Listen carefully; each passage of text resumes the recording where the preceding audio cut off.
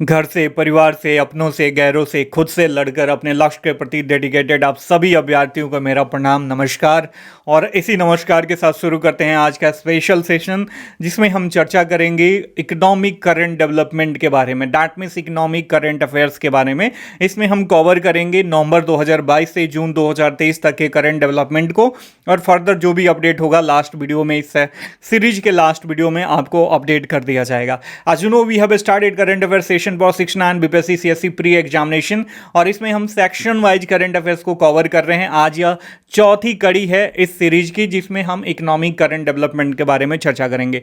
Previous series यदि आपने miss किया है, इस सीरीज की प्रीवियस कड़ियां आपने मिस किया है, तो नीचे वीडियो के डिस्क्रिप्शन बॉक्स में उसका लिंक दिया हुआ है, उस पर क्लिक करके आप जरूर देख लेना। और साथ में हम पीडीएफ नोट्स भी आपको फ्री ऑफ कॉस्ट प्रोवाइड करा रहे हैं, तो नीचे दिए गए टेलीग्राम ग्रुप को आप ज्वाइन करके वहां से पीडीएफ नोट्स भी प्राप्त कर सकते हो। तो चलिए शुरू करते हैं विदाउट किसी फर्दर डिले। शुरू करने से पहले आपसे रिक्वेस्ट है, if you are new at my channel then subscribe the channel and hit the bell icon for all the new notification. पहला टॉपिक है नवंबर 2022 का पहला जो टॉपिक है वह है IDF, international dairy federation stand for, IDF stand for international dairy federation. बहुत सारे एब्रिविएशन होते हैं, बट यहां से आईडीएफ के बारे में हम पढ़ रहे हैं। That means world dairy summit organise हुआ 2022 का ग्रेटर नोएडा में, पीएम के द्वारा इसका उद्घाटन किया था। काफी इंपॉर्टेंट है, ध्यान में रखना। इससे पूर्व भारत में यह समिट 1974 में आयोजित की गई थी। थीम जो है, ऑब्वियस कोई समिट होती है तो उसकी थीम होती है, उसका पार्टिकुलर किस थीम पे हम बात करने वाले हैं उसके बारे में होता है और चर्चा करते हैं लोग। तो ये पोषण और आजीविका के लिए डेयरी का क्या महत्व है, ये जो था, ये इस साल का आईडीएफ वर्ल्ड डेयरी समिट 2022 का थीम था, जिसका उद्घाटन ग्रेटर नोएडा में प्रधानमंत्री नरेंद्र मोदी ने किया था। भारतीय डेयरी उद्योग वैश्विक दूध उत्पादन का लगभग 23% हिस्सा बनाता है। काफी इंपॉर्टेंट सेक्शन है यह, ध्यान में रखना। और ये सारी चीजें मैं बार बार कहता हूं, देखिए हम आपको current affairs as a facts केवल नहीं प्रोवाइड करा देते और चलता बनते कि चलो आपको फैक्ट्स दे दिया, फलाना ये है, फलाना वो है, और यहाँ से चलते बने। मैं आपको पार्टिकुलर समझाऊंगा कि देखिए ये जो टॉपिक है, ये टॉपिक आपको प्री के लिए भी काम करेगा और मेंस के लिए भी काम करेगा, ठीक है। तो एग्रीकल्चर वगैरह से, एग्रीकल्चर में हमारा जो डेवलपमेंट वगैरह से रिलेटेड ऐसे कुछ टॉपिक आता है तो आप यहाँ से डाल सकते हो। भारतीय डेयरी उद्योग वैश्विक दूध उत्पादन का जो है 23% हिस्सा बनाता है। ये काफ़ी इंपॉर्टेंट अपने आप में फॉडर का काम है, फीडर है। यदि आप आंसर राइटिंग में करंट का इनपुट देते हो ना, तो आपके आंसर राइटिंग का जो अप्रोच होता है वो डायनेमिक होता है माय डियर फ्रेंड, और नंबर गेन करने की भी संभावना बढ़ जाती है। इस चीज़ को ध्यान में रखना। वार्षिक जो दूध उत्पादन है हमारे यहाँ 210 मिलियन टन के बराबर है माय डियर फ्रेंड, ठीक है। तो हमने देख लिया आईडीएफ वर्ल्ड डेयरी समिट 2022 के बारे में। वैश्विक नवाचार सूचकांक 2022 हमारा दूसरा टॉपिक है, काफ़ी इंपॉर्टेंट है। इंडेक्सेज पूछे जाते हैं, सूचकांक पूछे जाते हैं, तो ध्यान में रखना, एक एक टॉपिक को ध्यान में रखना। और काफ़ी रिलायबल चीज़ें आपको प्रोवाइड कराई जाती हैं जो एग्जामिनेशन पॉइंट ऑफ व्यू से हाईली इंपॉर्टेंट होते हैं। एग्रेसिवली इस चीज को आप बार बार रिवाइज कर लेना और बहुत ही इसके मनन के साथ इन सारे टॉपिक को समाहित कर लेना। ये प्री और मेंस दोनों के लिए इंपॉर्टेंट है माय डियर फ्रेंड, ठीक है। वीपो के द्वारा जारी किया जाता है वैश्विक नवाचार सूचकांक 2022। यह अपने आप में इसका 15वां संस्करण था। दैट मीन्स इससे पहले 14 बार जो है ये इंडेक्स जारी कर दिया गया है वीपो के द्वारा। 132 देशों में यदि बात करें तो कौन सा देश प्रथम स्थान पे है? स्विट्जरलैंड प्रथम स्थान पे है। भारत 40वें स्थान पर है, 2021 में 46वें स्थान पर, और 2015 में यह 81वें स्थान पर था। तो देखिए कभी कभी पूछता है, चलो यहाँ पे फैक्ट्स नहीं पूछेगा, यहाँ पे पार्टिकुलर डेटा नहीं पूछेगा, ट्रेंड पूछेगा कि भारत जो है 2015 से 2022 तक जो है वैश्विक नवाचार सूचकांक में अपनी प्रगति हासिल की है या लगातार वृद्धि करी है। ये सही स्टेटमेंट है या गलत स्टेटमेंट है? ऐसे दे सकता है ना, निम्न में से कौन सा स्टेटमेंट सही है या गलत नहीं है, या गलत नहीं है या सही है, मतलब कुछ भी किसी भी तरीके से पूछे तो आपसे पूछा जा सकता है। तो ये ट्रेंड भी आपको एनालिटिकल अप्रोच के साथ भी किसी टॉपिक को आप तैयार करते चलो। फैक्ट्स इंपॉर्टेंट है ही, साथ में उसका एनालिसिस भी काफी इंपॉर्टेंट है मेरे प्यारे दोस्तों।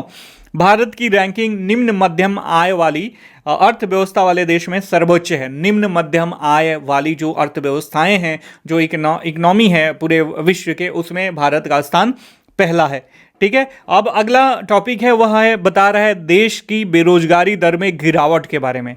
देखिए राष्ट्रीय प्रतिदर्श सर्वेक्षण एनएसओ दैट मीन्स के द्वारा जारी आंकड़ों के अनुसार बताया गया है कि शहरी क्षेत्र 15 वर्ष और उससे अधिक आयु के लोगों में बेरोजगारी दर अप्रैल और जून की बात करें 2022 में घटकर 7.6% के बराबर हो गई है। इंपॉर्टेंट है, it's quite important for pre as well as for mains examination also my dear friend. ठीक है, भारत विश्व की 5वीं सबसे बड़ी अर्थव्यवस्था है, ये हम जानेंगे और किस देश को बीट करके। ऑब्वियस आप यदि थोड़ा बहुत भी करंट अफेयर्स को ट्रैक कर रहे होंगे तो आपको पता होगा, लेकिन इसमें स्पॉइलर है माय डियर फ्रेंड। ठीक है, ये जो ठीक है ये हमारे लिए गर्व की बात है कि भारत जो है 5वीं अर्थव्यवस्था बन गया है, लेकिन जो यूके को इसने रिप्लेस किया है उस यूके के समकक्ष ये किन किन स्थानों में बैठ रहा है, क्या केवल पैसा हो जाने किसी ऑब्वियस, जब आपको पता है कि जीडीपी क्या है, जीडीपी एक बहुत बड़ा झोल है।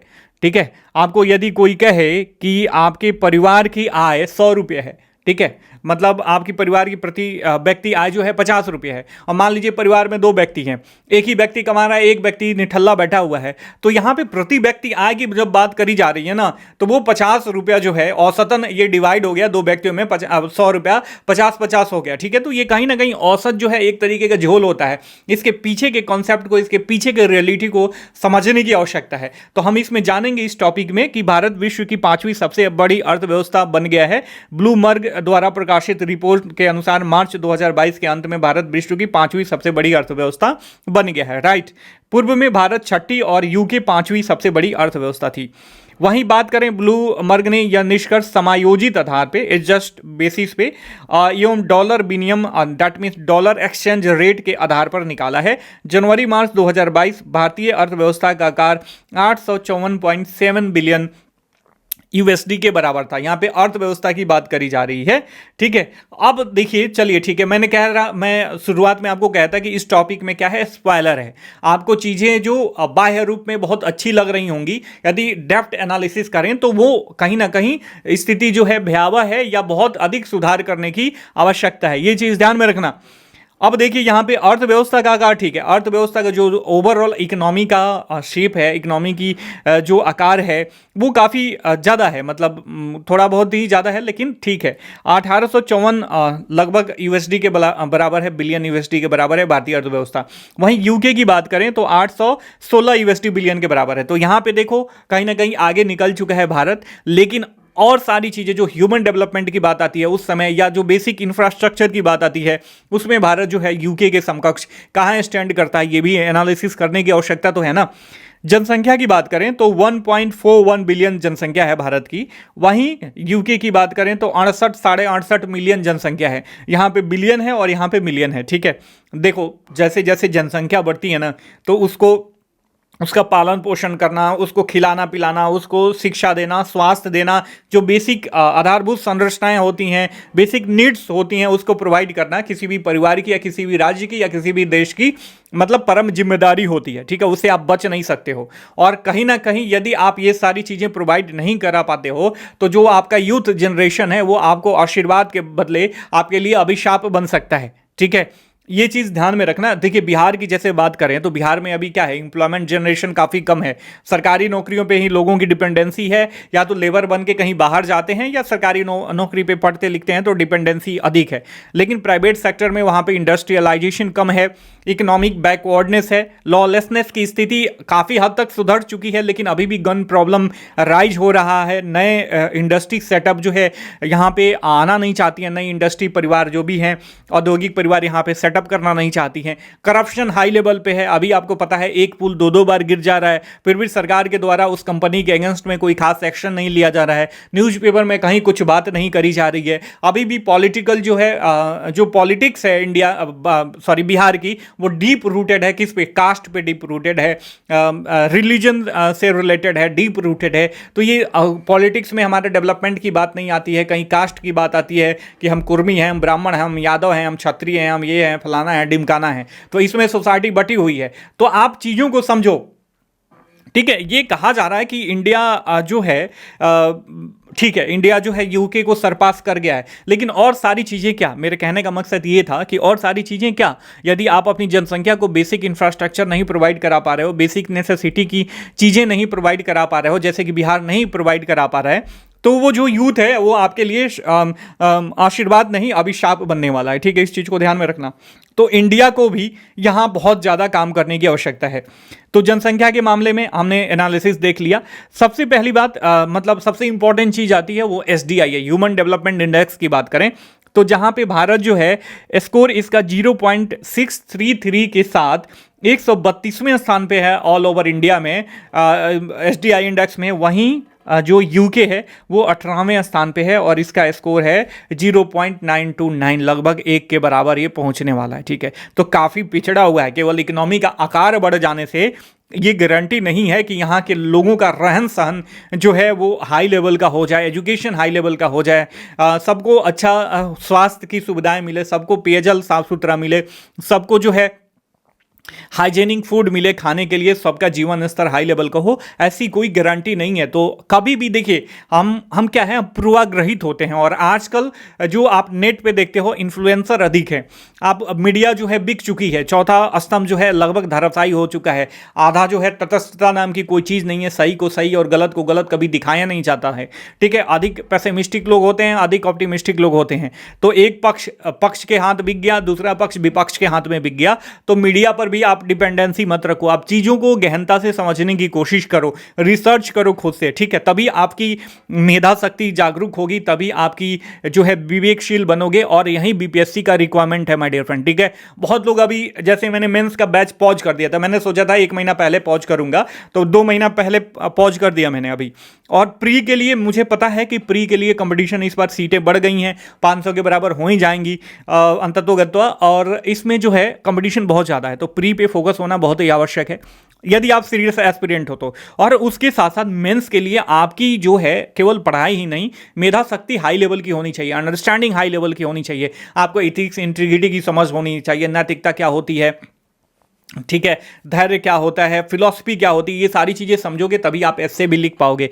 तो कभी भी किसी भी टॉपिक को पढ़ो, आप विवेकशील होके पढ़ो। देखिए मैं चाहता तो आराम से इतना मेहनत करने की, इतना बोलने की आवश्यकता नहीं थी, एनर्जी खर्चा करने की, आपको पीडीएफ शेयर कर देता। ठीक है, मेरे को क्रेडिबिलिटी भी मिल जाती कि बोधिसत्व पीसीएस वाले अमरिंदर सर जो हैं फ्री का पीडीएफ दे रहे हैं, करंट अफेयर्स का पूरा कंपाइलेशन और स्टैंडर्ड मटेरियल है। ठीक है, लेकिन मैं ये डिनोट करना चाहता हूं कि आपको किसी भी टॉपिक को आपको गाइड करना चाहता हूं कि कैसे पढ़ना है और कैसे उसमें आपकी अपनी मेधा शक्ति विकसित करनी है, विवेकशील कैसे होना है। ठीक है, तो ये चीजें हमने देखा पहले कि यूके को सरपास करके भारत जो है विश्व की 5वीं सबसे बड़ी अर्थव्यवस्था बन चुका है।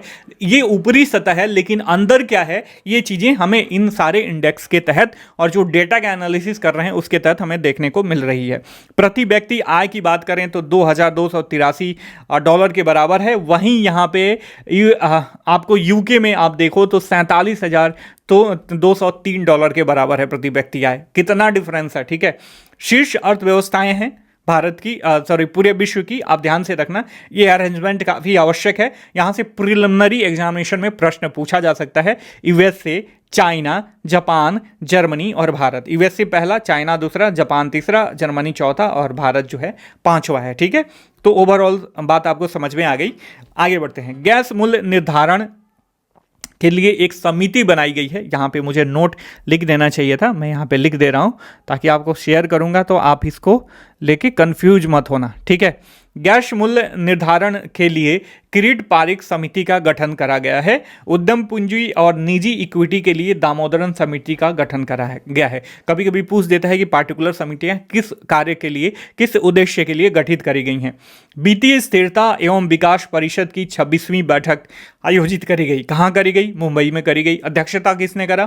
केंद्रीय वित्त और कॉरपोरेट कार्य मंत्री निर्मला सीतारमन जी के द्वारा जो है इसकी अध्यक्षता करी गई।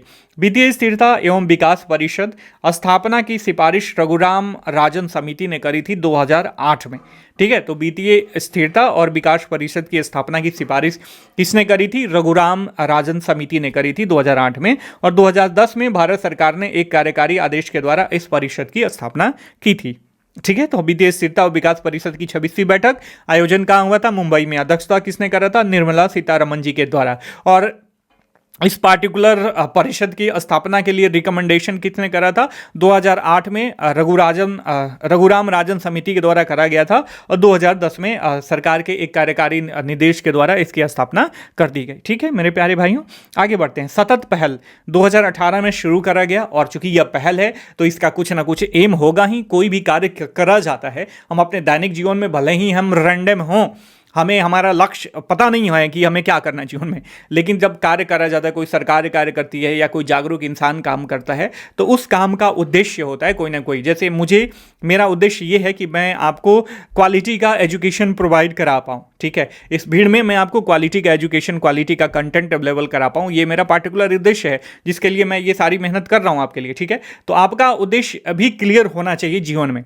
बिना उद्देश्य का रैंडमनेस का कि चलो बीपीएससी में इतना फॉर्म निकला है, भर देते हैं, 2 महीने तैयारी करके देख लेते हैं, लक है तो लग गया। नहीं, आपका क्रिस्टल एंड क्लियर विजन होना चाहिए कि बीपीएससी क्यों मतलब बीपीएससी आप ज्वाइन करना चाहते हो। ठीक है, जब ये क्रिस्टल क्लियर विजन रहता है ना, तो बीपीएससी का प्रिपरेशन आपके ऊपर बोझ नहीं बनेगा और इसके लिए आप कोई भी दर्द सहने की आपको जो है क्षमता खुद डेवलप हो जाएगी, आप खुद डिसिप्लिन्ड हो जाओगे और बीपीएससी तो ये दाएं बाएं हाथ का, आपका बाएं हाथ का खेल हो जाएगा, आप तुरंत ही क्रैक कर दोगे। ठीक है, तो सतत पहल का उद्देश्य क्या है जो 2018 में शुरू हुआ था? बायोमास स्रोतों, सीवेज उपचार संयंत्र, अपशिष्ट आदि से संपीड़ित बायोगैस का उत्पादन करना तथा सीबीजी को ईंधन के रूप में उपयोग के लिए बाजार में उपलब्ध कराना। सीबीजी स्टैंड फॉर यही संपीड़ित बायोमास गैस। ठीक है, तो इस चीज को ध्यान में रखना। सबसे लंबा जो है रबड़ बांध फल्गु नदी पर निर्मित किया गया है, गयाजी बांध के नाम से भी इसे जाना जाता है। आपको पता होगा 8 सितंबर 2022 को मुख्यमंत्री नीतीश कुमार जी के द्वारा इसका उद्घाटन करा गया और बांध निर्माण में अनुमानित जो लागत था वो 324 करोड़ रुपए के बराबर था मेरे प्यारे मित्रों। ठीक है, अब ये हो गया हमारा नवंबर 2022 खत्म।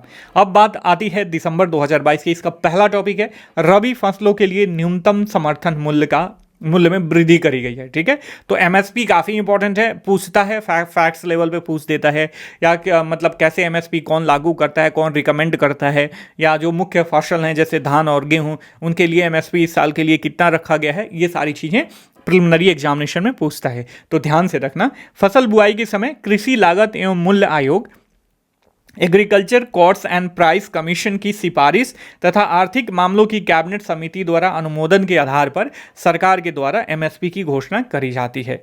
ठीक है, तो ये ध्यान में रखना, सिफारिश कौन करता है, अनुमोदन कौन करता है। 2023-24 की बात करें तो रबी फसलों के लिए जो मिनिमम सपोर्ट प्राइस है वह है गेहूं का 2125 रुपये प्रति क्विंटल, ये प्रति क्विंटल की बात करी गई है। चना का 5335 रुपये प्रति क्विंटल, मसूर का 6000 रुपये प्रति क्विंटल और सरसों का 5450 रुपये प्रति क्विंटल। आपको मतलब ये सारी चीज़ें नहीं याद करनी है, गेहूं का पर्टिकुलर याद करना अभी तक तो यहीं पूछते आ रहा है। गेहूं और धान का याद होना चाहिए, 2125 रुपये प्रति क्विंटल के हिसाब से जो है बेचा जाएगा। भारत चीनी का सबसे बड़ा उत्पादक है। Obvious we know that Bharat विश्व का सबसे बड़ा चीनी उत्पादक एवं दूसरा सबसे बड़ा निर्यातक के रूप में उभरा है। ठीक है, सबसे बड़ा चीनी उत्पादक और दूसरा सबसे बड़ा निर्यातक के रूप में उभरा है। चीनी उत्पादन के लिहाज से देखें तो उत्तर प्रदेश का सबसे बड़ा चीनी उत्पादक राज्य है देश का, और भारत में चीनी उद्योग मुख्यतः यूपी, बिहार, हरियाणा, पंजाब, महाराष्ट्र, कर्नाटक, तमिलनाडु और आंध्र प्रदेश में है। अगला टॉपिक है एक राष्ट्र एक उर्वरक योजना। देखिए 17 अक्टूबर 2022 को पीएम ने इस परियोजना का उद्घाटन किया। इसका मुख्य उद्देश्य क्या है, मुख्य बिंदु क्या है? इसके तहत सभी उर्वरक भारत ब्रांड के नाम के अंतर्गत ही बेचे जाएंगे, एक राष्ट्र एक उर्वरक परियोजना के तहत। अगला टॉपिक है हमारा world economic outlook report 2022 international monetary fund के द्वारा, दैट मीन्स IMF के द्वारा जारी किया जाता है। यह वर्ष में 2 बार प्रकाशित किया जाता है। वैश्विक विकास का अनुमान यदि देखें तो 2022 में इन्होंने 3.2% के हिसाब से ऐसा टारगेट रखा है, अनुमान लगाया है। वहीं 2023 को इन्होंने 2.7% के लिहाज मतलब एक लिमिट तक ही सीमित किया है। भारत की स्थिति में देखें तो इसमें विकास दर 2022-23 में इनका अनुमान है 6.5%। IMF की 6.5% अनुमान है, ये ध्यान में रखना है। अब बात आती है तो चूंकि यहाँ पे IMF ऑर्गेनाइजेशन भी पूछता है बीपीएससी, तो IMF की स्थापना की बात करें तो 1944 में इसकी स्थापना करी गई थी। भारत दिसंबर 1945 में इसका सदस्य बना था मेरे प्यारे दोस्तों। ठीक है, 75वां डिजिटल बैंकिंग इकाइयां ठीक है। 75 डिजिटल बैंकिंग इकाइयाँ क्या है इसमें देखते हैं। 16 अक्टूबर 2022 को पीएम ने 75 डिजिटल बैंकिंग इकाइयों को राष्ट्र को समर्पित किया था। इन इकाइयों की स्थापना देश की आज़ादी के 75 साल पूरे होने के उपलक्ष्य में जो है 75 जिलों में की गई। डिजिटल बैंकिंग इकाइयाँ बिक्री और मोर्टाल आउटलेट होते हैं जो लोगों को बचत खाते खोलने, बैलेंस चेक, प्रिंटिंग पासबुक एवं फंड ट्रांसफर, निवेश जैसी बैंकिंग सुविधाएं प्रदान करते हैं। तो कभी कभी पूछ सकता है यहाँ पे डिजिटल बैंकिंग इकाइयों का क्या काम है, ध्यान में रखना इंपॉर्टेंट है। इनका काम जो है, कार्य जो है काफ़ी इंपॉर्टेंट है, ध्यान में रखना है। क्षेत्रीय ग्रामीण बैंक आपको पता होना चाहिए, जो रीजनल रूरल बैंक होते हैं उनके बारे में। नरसिम्हन समिति की सिफारिशों के अनुसार इनकी स्थापना करी गई थी। उद्देश्य क्या है? कृषि एवं अन्य ग्रामीण ऋण जरूरतों को पूरा करने के लिए। इनमें केंद्र सरकार का 50% हिस्सा होता है। प्रायोजक बैंक जो भी होते हैं वो 35% अपना योगदान देते हैं, हिस्सा देते हैं, और राज्य सरकार का इसमें 15% हिस्सा होता है। तो ये हिस्सा से रिलेटेड भी ग्रामीण, क्षेत्रीय ग्रामीण बैंकों में किसका कितना योगदान होता है, इससे रिलेटेड प्रश्न पूछे जाते हैं, तो ध्यान में रखना। रबड़ बोर्ड की 182वीं बैठक कोट्टायम केरल में आयोजित करी गई। रबर बोर्ड रबड़ अधिनियम 1947 के तहत गठित एक वैधानिक निकाय है, काफ़ी इंपॉर्टेंट है ये। आईएएस में आईएएस में ऑब्वियस पूछा गया है, कई बार पूछा गया है ये, तो ठीक है ध्यान में। उत्तर प्रदेश लोक सेवा आयोग भी पूछा है, बीपीएससी भी पूछा है कि जो रबर बोर्ड है उसका मुख्यालय कहाँ है, तो ध्यान में रखना। उद्देश्य क्या है? रबर बोर्ड का समग्र विकास करना। इन शॉर्ट देख लें, विश्व का पहला सीएनजी टर्मिनल जो है वो भावनगर गुजरात में खोला गया है। भारत का पहला एल्यूमिनियम फ्रेट रेक जो है भुवनेश्वर में स्थापित किया गया है, ठीक है, ध्यान में रखना। अब आज आते हैं जनवरी 2023 में, नए साल जनवरी 2023 का पहला जो टॉपिक है, transport for all challenge stage 2 क्या है यह देखते हैं। केंद्रीय आवासन एवं शहरी कार्य मंत्रालय की एक पहल है। क्यों ये पहल शुरू करी गई है? सार्वजनिक परिवहन में सुधार एवं नवाचार पर फोकस करने के लिए यह आधारित पहल है, ठीक है। अगला हमारा टॉपिक है ऑर्फन क्रॉप्स। अपने नाम से ही विदित हो रहा है, आप सोचो इसमें क्या हो सकता है। विशेषज्ञों ने जलवायु परिवर्तन के प्रति लचीलापन बढ़ाने के लिए इसके महत्व पर बल दिया है। और ये ऑर्फन क्रॉप्स क्या होते हैं? वैसी फसलें होती हैं जिनका अंतर्राष्ट्रीय स्तर पर कारोबार नहीं किया जाता है, ठीक है, तो इन्हें ऑर्फन क्रॉप्स बोलते हैं। कृषि प्रशिक्षण और अनुसंधान के मामले में इन पर कम ध्यान भी दिया जाता है। ये देशी फसलें होती हैं जिनका उत्पादन निर्वाह कृषि प्रणालियों के तहत किया जाता था। जैसे हमारे यहाँ पहले मड़ुआ होता था, बाजरा होता था, कोदो होता था। ये सब फसल ऐसे होते थे, जैसे हम बचपन में कोदो का पत्ता खाते थे कि मुंह लाल हो जाए, और वो लीची के पत्ते में लपेट के ऐसा पान बना के खाते थे ना। शायद आप 90 के दशक के हो गए तो आपको पता होगा, नए बच्चे जो 20 के दशक के हैं उनको नहीं पता होगा, ठीक है। हमने गाँव में खूब ऐसे धमा चौकड़ी करी है बचपन में। तो कोदो जो है ये मतलब काफ़ी हाई, मतलब न्यूट्रिशियस फ्रूट्स कह रहे हैं, क्रॉप्स होते हैं ये, ठीक है। ये फसल जो है हाई न्यूट्रिशन वैल्यू होता है, मोटे अनाज होते हैं। मड़ुआ हो गया, तो ये सारी चीज़ें ना अब डॉक्टर के द्वारा रिकमेंड कर रही हैं, और सरकार भी इन पे फोकस कर रही है। भैया इनको उत्पादन करने के लिए कम पानी की आवश्यकता होती है, जलवायु परिवर्तन को झेलने के लिए भी ये क्या है, सक्षम है। लेकिन इनका कहीं ना कहीं जब ऐसे देखा गया कि बाजार आधारित फसलों का ज़्यादा उत्पादन होने लगा तो इनको परित्यक्त कर दिया गया, और यही चीज़ें अब मेडिसिनल रिकमेंडेशन हो गई हैं, मेडिकल रिकमेंडेशन हो गई हैं। डॉक्टर रिकमेंड करते हैं कि भैया ब्राउन राइस खाओ, ब्राउन राइस खाओ और चोकर वाला आटा खाओ। पहले गांव में कहाँ होता था भैया, पहले गेहूं को साफ कर लिया जाता था और उसे पिसा के जब लाया जाता था तो डायरेक्ट उसे रोटी बना के खाया जाता था। हाई फाइब्रस होते थे, वे प्रोटीनियस भी होते थे। अब तो छिलका उलका सब उतार दिया जाता है तो मैदा ही बच जाता है खाने के लिए, ठीक है। तो यही चीज़ें जो ऑर्फन क्रॉप्स हैं उनको कहीं ना कहीं मतलब परित्यक्त कर दिया गया था। अब सरकार या वैश्विक लेवल की जो भी इकाइयाँ हैं वो चाह रही हैं कि मेन स्ट्रीम में आए, तो यही ऑर्फन क्रॉप्स के बारे में दिया गया है। अब फरवरी 2022 की बात करें तो पहला इसका टॉपिक है केंद्रीय बैंक डिजिटल मुद्रा, काफ़ी इंपॉर्टेंट है। 1 दिसंबर 2022 को खुदरा डिजिटल रुपये के लिए पहला पायलट प्रोजेक्ट लॉन्च करा गया था। इससे केंद्रीय बैंक डिजिटल मुद्रा भी कहा जाता है। आरबीआई के अनुसार यह मुद्रा आरबीआई के द्वारा जारी एक संप्रभु अथवा पूर्ण रूप से स्वतंत्र मुद्रा के रूप में स्वीकार की जाएगी। केंद्रीय बैंक डिजिटल मुद्रा। अगला टॉपिक है प्रवासन एवं विकास पर विश्व बैंक की रिपोर्ट के बारे में। शीर्षक क्या है? Remittances brave global headwinds, special focus on climate migration. शीर्षक है प्रवासन एवं विकास पर विश्व बैंक की रिपोर्ट, इसी शीर्षक के अंतर्गत जारी करी गई है। इसमें बताया क्या गया है, इसके अनुसार भारतवर्ष 2022 में $100 बिलियन का प्रेषित धन प्राप्त करने वाला दुनिया का पहला देश बनने की कगार पर है। कुल प्रेषण के 23% हिस्से के साथ यूएसए ने 2020-21 में शीर्ष स्रोत देश के रूप में संयुक्त अमीरात को पीछे छोड़ दिया है। ठीक है, मतलब यूएसए से सबसे अधिक रेमिटांस आता है। पहले संयुक्त अरब अमीरात था, अब यूएसए हो गया है। नेविगेशन द स्टॉर्म काफ़ी इंपॉर्टेंट है। विश्व बैंक के द्वारा नेविगेशन द स्टॉर्म नामक शीर्षक से भारत विकास रिपोर्ट प्रकाशित करी गई है।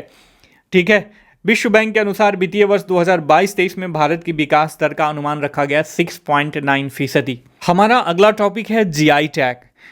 GI tag stand for geographical identification. किसी खास पार्टिकुलर एरिया में कोई वस्तु पाई जाती है तो उसको जीआई टैग प्रोवाइड कराया जाता है। तो यहाँ पे कुछ वस्तुएं ऐसी हैं जिनको हाल फिलहाल में जीआई टैग दिया गया है, जो आपके एग्जामिनेशन पॉइंट ऑफ व्यू से इंपॉर्टेंट हैं, तो इसको ध्यान में रखना।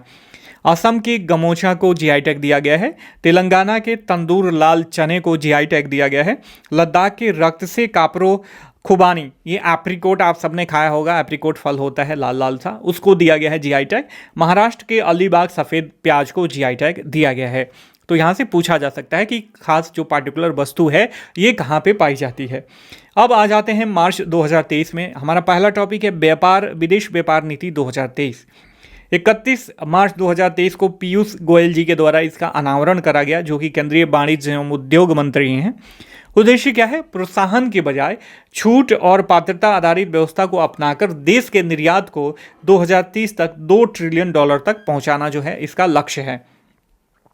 उद्देश्य है, लक्ष्य क्या है, निर्यातकों के व्यवसाय करने की सुगमता के लिए प्रोसेस री इंजीनियरिंग तथा ऑटोमेशन पर ध्यान केंद्रित करना।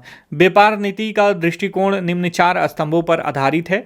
कौन कौन से स्तंभ है, प्रोत्साहन से छूट की ओर बढ़ना, निर्यात संवर्धन, व्यवसाय सुगमता, निर्यात हबों के रूप में ई कॉमर्स, जिला विकास।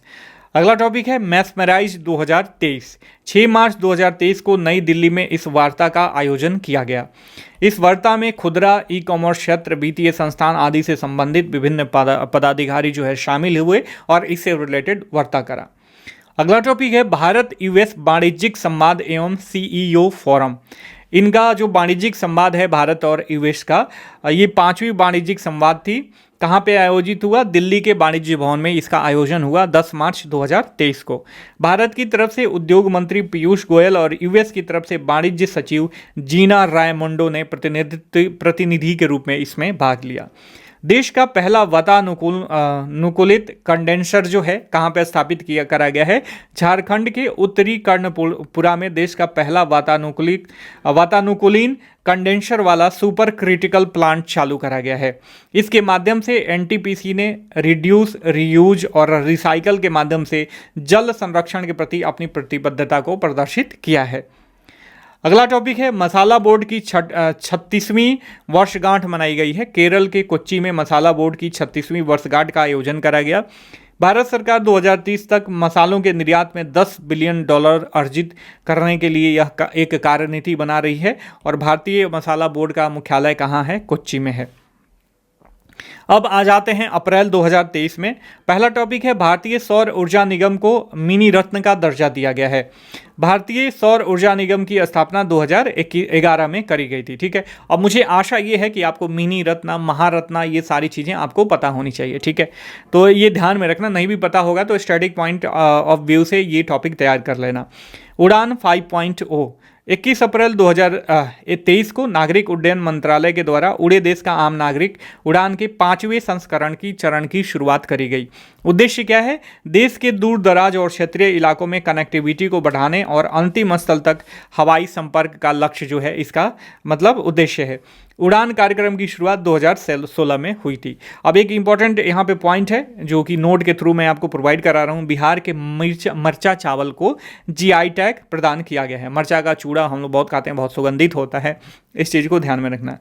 विंडफॉल टैक्स क्या होता है, देखिए केंद्र सरकार के द्वारा पेट्रोलियम उत्पादों पर लगने वाला विंडफॉल टैक्स में परिवर्तन करा गया है। तो सरकार ने घरेलू स्तर पर उत्पादित कच्चे तेल पर 6400 रुपये प्रति टन की दर से विंडफॉल टैक्स लगा दिया है। ठीक है। डीजल निर्यात पर लगने वाले विंडफॉल टैक्स को 0.05 रुपीज प्रति लीटर से घटाकर शून्य कर दिया गया है। और विंडफॉल टैक्स क्या होता है, यहाँ पे स्टैटिक टॉपिक है, आपको पता होना चाहिए। जब कोई कंपनी किसी ऐसे परिस्थितियों से लाभान्वित होती है जिसके लिए वे जिम्मेदार नहीं होती, तब होने वाले वित्तीय लाभ को अप्रत्याशित लाभ या विंडफॉल टैक्स कहा जाता है। मान लीजिए आपकी लॉटरी लग जाए अभी तुरंत ही, तो वे विंडफॉल आपका इनकम हो गया, अप्रत्याशित इनकम हो गया, ठीक है। तो इस चीज को ध्यान में रखना। लॉजिस्टिक प्रदर्शन सूचकांक 2023 की बात करी जा रही है, किसके द्वारा जारी किया जाता है? विश्व बैंक के द्वारा जारी किया जाता है। भारत का स्थान इसमें 38वां है 139 देशों में, ध्यान में रखना। वर्ष 2018 और 2014 में भारत क्रमशः 44वें और 54वें स्थान पे था। तो यहाँ पे एनालिसिस भी देखो, धीरे धीरे जो है लॉजिस्टिक प्रदर्शन सूचकांक में 2014 से भारत ने अभी तक वृद्धि करी है पार्टिकुलर पीरियड में। आईएमएफ तथा विश्व बैंक की स्प्रिंग मीटिंग 2023 आयोजन हुआ। कहां आयोजन हुआ? वाशिंगटन डीसी में स्प्रिंग मीटिंग का आयोजन हुआ था। प्राकृतिक कृषि हेतु राष्ट्रीय मिशन की घोषणा करी गई है। देखिए, भारत सरकार ने रसायन मुक्त और जलवायु स्मार्ट कृषि को बढ़ावा देने के लिए एक अलग स्वतंत्र योजना के रूप में प्राकृतिक खेती हेतु राष्ट्रीय मिशन आरंभ करा है, जो NMNF के तहत जो है 15,000 क्लस्टर विकसित करके 7.5 लाख हेक्टेयर क्षेत्र को आवृत किया जाएगा। अपने खेत में प्राकृतिक खेती शुरू करने के इच्छुक किसानों को क्लस्टर सदस्यों के रूप में पंजीकृत किया जाएगा कि ये खास इस क्लस्टर के हिस्सा हैं जो नेचुरल फार्मिंग करना चाहते हैं, और प्रत्येक क्लस्टर में 50 हेक्टेयर भूमि के साथ 50 या उससे अधिक किसान शामिल होंगे, ऐसा टारगेट रखा गया है। अब आ जाते हैं मई 2023 में। पहला टॉपिक है आरबीआई तथा बीआईएस की G20 टेक स्प्रिंट पहल। देखिए, आरबीआई और बैंक फॉर इंटरनेशनल सेटलमेंट के द्वारा G20 टेक स्प्रिंट पहल को लॉन्च करा गया। क्यों लॉन्च करा गया? यह एक वैश्विक प्रौद्योगिकी प्रतियोगिता है जो सीमा पार भुगतान में सुधार के उद्देश्य से जो इनोवेशन होता है ना, जो अभिनव समाधान होते हैं, उनको बढ़ावा देती है। अगला टॉपिक फर्टिलाइजर फ्लाइंग स्क्वाड का गठन करा गया है। देखिए, रसायन एवं उर्वरक मंत्रालय के उर्वरक विभाग ने उर्वरकों के दुरुपयोग, अन्य कार्यों में उपयोग, कालाबाजारी, जमाखोरी और घटिया उर्वरकों की आपूर्ति रोकने के लिए इस स्क्वाड का गठन करा गया है। कौन सा स्क्वाड? Fertiliser flying squad. अब देखिए, अगला टॉपिक है आरबीआई की मुद्रा एवं वित्त पर रिपोर्ट 2022-23। विषय क्या है? मुद्रा और वित्त पर रिपोर्ट 2022-23 का विषय जो है वह towards a greener cleaner India है। ठीक है, मुख्य फोकस क्या है? भारत के लिए जलवायु परिवर्तन की चुनौतियों, अवसरों एवं कम कार्बन तथा जलवायु लचीले विकास पथ को प्राप्त करने में वित्तीय क्षेत्र की भूमिका जो है इसमें केंद्रित करा गया है। भारत को वर्ष 2023 के लिए जलवायु परिवर्तन प्रदर्शन सूचकांक में G20 देशों में सर्वश्रेष्ठ स्थान दिया गया है। काफ़ी इंपॉर्टेंट लाइन है, ध्यान में रखना, यहाँ से प्रश्न पूछा जा सकता है। देखिए, ये तो हमने पढ़ लिया। फर्टिलाइजर ये फिर से आ गया है क्या? हाँ, देखिए, अगला जो हमारा टॉपिक है, राष्ट्रीय सूक्ष्म लघु एवं मध्यम उद्यम परिषद की प्रथम बैठक करी गई। आयोजन 10 मई 2023 को नई दिल्ली के विज्ञान भवन में करा गया है। ठीक है, नेशनल काउंसिल फॉर एमएसएमई हमारा अगला टॉपिक है। यह एक प्रशासनिक और कार्यात्मक निकाय है। इसका मुख्य कार्य रैंप कार्यक्रम सहित एमएसएमई क्षेत्र के में अनिवार्य सुधारों पर केंद्रीय मंत्रालयों और विभागों के बीच आपसी समन्वय, केंद्र और राज्यों के बीच आपसी तालमेल और सलाह एवं निगरानी प्रदान करना नेशनल काउंसिल फॉर एमएसएमई का मुख्य जो है कार्य है। अब रैंप कार्यक्रम क्या है? आरंभ 2022 में करा गया केंद्र सरकार के द्वारा। बाजार एवं ऋणों तक एमएसएमई की पहुंच को बेहतर बनाना जो है रैंप कार्यक्रम का उद्देश्य है। केंद्र राज्य संबंधों और साझेदारियों को बेहतर करना तथा एमएसएमई में विलंबित भुगतान तथा पर्यावरण अनुकूल उत्पादों एवं प्रक्रियाओं से संबंधित मुद्दों पर समाधान करना जो है रैंप कार्यक्रम का उद्देश्य है। अगला टॉपिक है संयुक्त राष्ट्र विकास लक्ष्यों को लोकलाइज करने वाला भारत का पहला शहर भोपाल बन गया है। ठीक है, तो देखिए, जो SDG प्रोग्राम है, सस्टेनेबल डेवलपमेंट प्रोग्राम, तो उसमें बहुत सारे लक्ष्य हैं। तो लक्ष्यों को लोकल लेवल पे जब हम प्राप्त करेंगे तभी तो देश लेवल पे प्राप्त होगा। तो भोपाल ऐसा शहर है जो संयुक्त राष्ट्र विकास लक्ष्यों को लोकलाइज करने वाला पहला जो है भारत का शहर बन गया है। काफ़ी इंपॉर्टेंट है, ध्यान में रखना। फ्रंट रनिंग क्या है? इंपॉर्टेंट है, ध्यान में रखिए। सेबी ने कुछ संस्थाओं को प्रतिभूति बाजार से प्रतिबंधित कर दिया है। ठीक है, ये तो सही है, ये तो मतलब फ्रंट रनिंग के लिए। फ्रंट रनिंग है क्या?